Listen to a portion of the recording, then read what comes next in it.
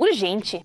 O caos explode em Moscou com explosões abalando a cidade dias antes do grande desfile. O Kremlin está em alerta com explosões e ataques de drones não confirmados, gerando pânico no centro do poder. A tensão está chegando ao limite. Relatos de medo, paranoia e lutas por poder entre os aliados de Putin se espalham a portas fechadas. Putin está isolado da vida normal. Rumores de uma possível mudança interna de poder estão ficando mais fortes. Dizem que um golpe silencioso pode estar ocorrendo dentro do sistema que antes parecia intocável. O que realmente acontece no Kremlin? Será que o controle está começando a escapar? Vamos falar sobre isso? Olá, este é o Ucrânia Today. Aqui é Marla Farafonova com as últimas atualizações.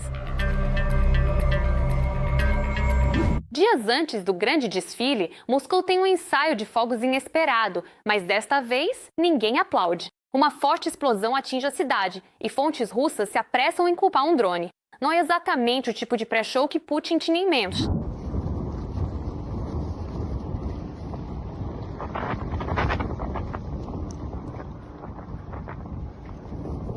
Canais do Telegram fervilham com relatos. A explosão ecoa nos arredores da rua Mosfilmovskaya. Na internet, vídeos e fotos se espalham rápido. Um prédio residencial danificado, janelas quebradas e uma pergunta incômoda no ar. Como isso passou? Testemunhas descrevem um estrondo, depois o caos, sirenes, luzes e equipes de emergência chegando. Por um tempo, houve o silêncio oficial. O prefeito de Moscou confirma: um drone atingiu o prédio. Fala calma, mas o momento é péssimo.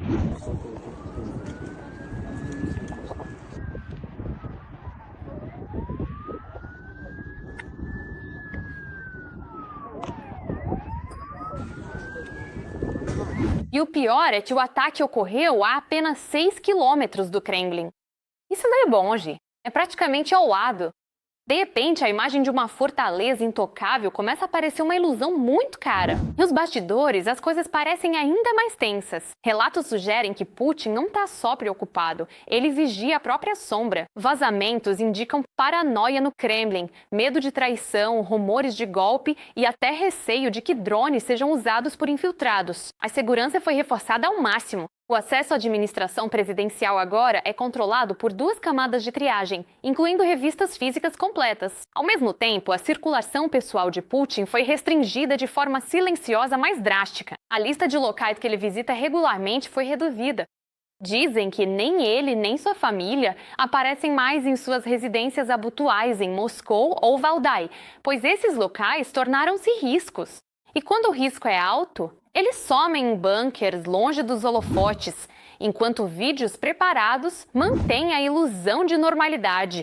Celulares são proibidos, internet cortada, áreas inteiras de Moscou ocasionalmente ficam às escuras por precaução. No Kremlin, as suspeitas estariam se voltando para dentro e o círculo de confiança está se fechando rápido. Segundo a lógica interna do sistema, uma das figuras vistas como ameaça em um cenário de possível golpe é o ex-ministro da Defesa, Sergei Shoigu. Nessa atmosfera cada vez mais paranoica, até a especulação sozinha basta para remodelar trajetórias políticas. Cresce a preocupação de que esse pensamento possa escalar para a pressão jurídica formal, incluindo a chance de investigação ou até prisão. A detenção do ex-vice de Shoigu, Ruslan Salykov, é vista na elite como quebra perigosa de regras informais que garantiam a segurança dos poderosos russos. Esse precedente, uma vez quebrado, envia um recado claro: a imunidade de ninguém está mais totalmente garantida. E em tal ambiente, a posição de Shoigu torna-se não apenas enfraquecida, mas potencialmente exposta. Ao mesmo tempo, as tensões dentro do bloco de poder da Rússia estariam chegando a um ponto de ebulição. Após a morte do tenente-general Starvorov em Moscou, em 22 de dezembro de 2025, houve uma reunião de alto nível onde agências se culparam. A discussão sobre falhas de segurança expostas por operações ucranianas virou rapidamente um confronto interno em vez de coordenação. A liderança militar enfatizou que esses ataques são desafios táticos e pressão psicológica, espalhando medo e afetando a coesão das forças russas. O chefe do Estado-Maior, Valery Gerasimov, teria feito críticas afiadas, acusando agências de segurança de não antecipar ou impedir tais operações. Em resposta, o diretor do FSB, Alexander Bortnikov, defendeu seu serviço, alegando que o aviso prévio sistêmico de tais ataques é impossível. Em uma rara contra-acusação, ele apontou para o Ministério da Defesa, alegando falta de unidades para a proteção da liderança, o que enfraquece a segurança. O desfecho da reunião não trouxe clareza, apenas mais fragmentação. Relatos sugerem que, após essa disputa interna, vários generais russos de alto escalão foram colocados sob proteção do Serviço Federal de Proteção. Num sistema onde a responsabilidade muda e a confiança corrói, a proteção vira sinal não de segurança, mas de vulnerabilidade no topo da hierarquia militar. O Kremlin está tenso há algum tempo, mas agora parece diferente. A questão não é mais se algo vai quebrar, mas quando. Ankara está cortando as importações da Rússia. O ministro do Comércio da Turquia diz que a redução chega a bilhões de dólares. Enquanto isso, Moscou, tentando manter sua economia, está vendendo suas reservas de ouro. Segundo a inteligência ucraniana, no primeiro trimestre de 2026, o Banco Central russo vendeu quase 22 toneladas de ouro. Mais sobre isso na próxima reportagem. O fornecimento de bens russos à Turquia caiu quase um quarto nos primeiros 4 meses de 2026 em relação ao mesmo período de 2025. Esta é uma queda recorde entre todos os parceiros comerciais de Ankara.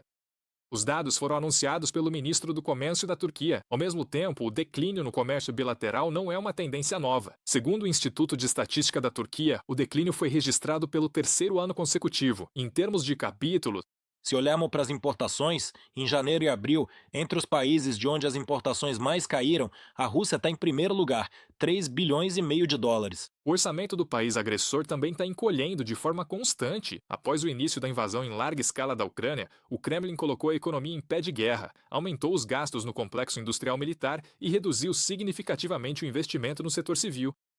Mas, segundo a CNN, isso não surte o efeito desejado. Principal receita federal, as exportações de petróleo seguem sob pressão ocidental. Além disso, ataques ucranianos a refinarias que suprem o exército russo afetam o processamento. Como resultado, diz o The Moscow Times, a produção caiu ao nível mais baixo em 17 anos, e o Kremlin passou a gerir a indústria manualmente. 11 grandes empresas petrolíferas, incluindo Rosneft, Gazprom-Neft, Lukoil e Surgutneftegas, estão preparando um acordo com o Ministério da Energia para estabilizar o mercado interno de produtos petrolíferos. Estamos falando do fato de que um sistema de gestão da indústria está de fato sendo criado praticamente para situações de emergência. Isso é bom ou ruim? Provavelmente a curto prazo traga um impulso positivo, mas a situação econômica não é normal. Como a prática sugere, tais medidas podem ser aplicadas, mas apenas por tempo muito limitado. O presidente Volodymyr Zelensky relatou que, devido às sanções de longo alcance das forças de defesa ucranianas, Moscou perdeu pelo menos 7 bilhões de dólares desde o início de 2026. E isso, como observou o líder ucraniano, é pelas estimativas mais conservadoras.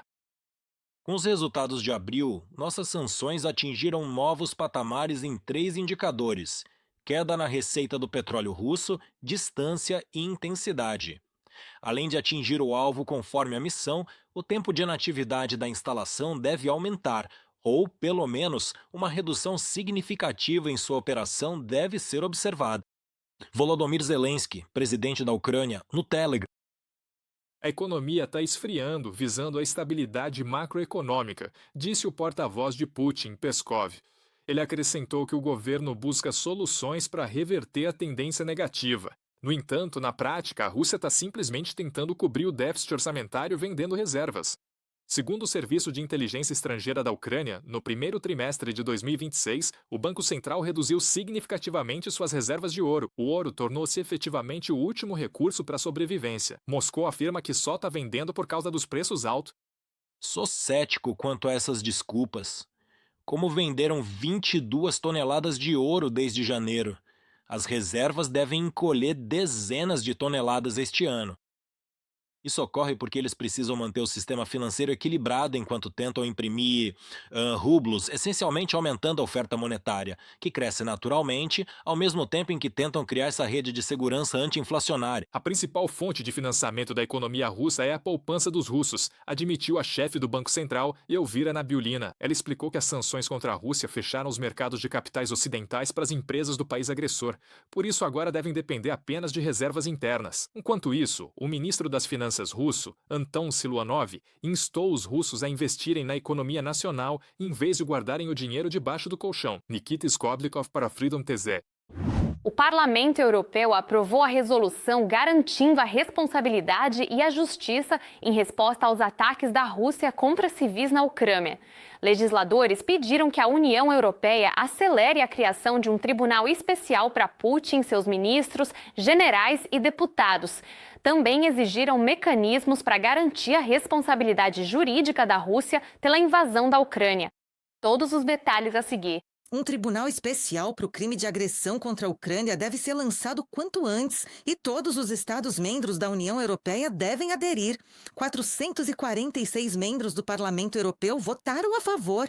63 votaram contra e 52 abstiveram-se. O documento afirma que a guerra da Rússia contra a Ucrânia é uma violação flagrante do direito internacional e, por conseguinte, a responsabilidade por estes crimes deve estender-se a todos os que dirigem ou facilitam a sua prática, incluindo figuras políticas, militares e judiciais de alto escalão.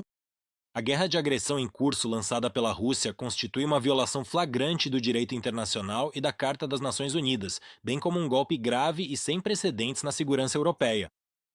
Os líderes da Rússia e os seus aliados devem ser plenamente responsabilizados e levados à justiça pelo seu papel no crime de agressão, crimes de guerra, crimes contra a humanidade e outras infrações ao abrigo do direito internacional, de acordo com a resolução aprovada pelo Parlamento Europeu. No texto, o Parlamento Europeu também admite que os esforços internacionais para travar a agressão russa seguem insuficientes ainda.